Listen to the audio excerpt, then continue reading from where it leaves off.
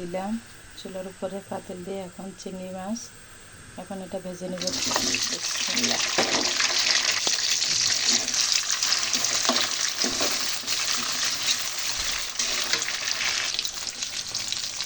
ভালোভাবে চিংড়ি মাছ ভালোভাবে ভেজে নেব।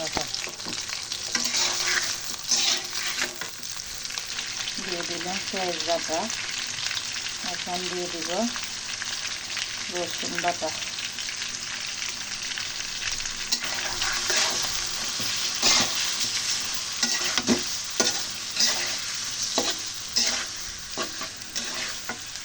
সব কাজে কষ্ট আছে, আপনারা মনে করেন ফেসবুকে আমরা এটা করি, কষ্ট হয় না। এক হাতে রান্না করতেছি, অন্য হাতে ভিডিও করতেছি। দিয়ে দিব একটু আদা বাটা, বেশি দিব না।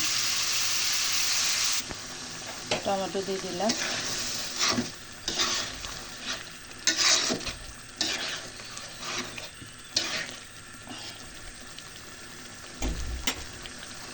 দিয়ে দিব কটা কাঁচামরিচ,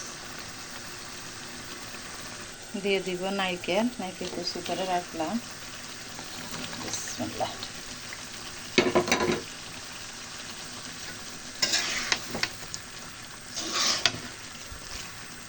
আমার বাসায় এইভাবে রান্না করলে সবাই পছন্দ।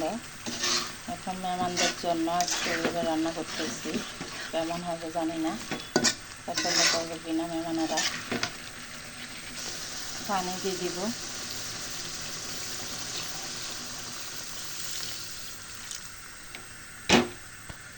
ধনিয়া পাতা দিই, শুকনো করে ফেলবো, জলগুলা টানি ফেলবো, তারপর ধনিয়া পাতা দিয়ে নামিয়ে ফেলবো।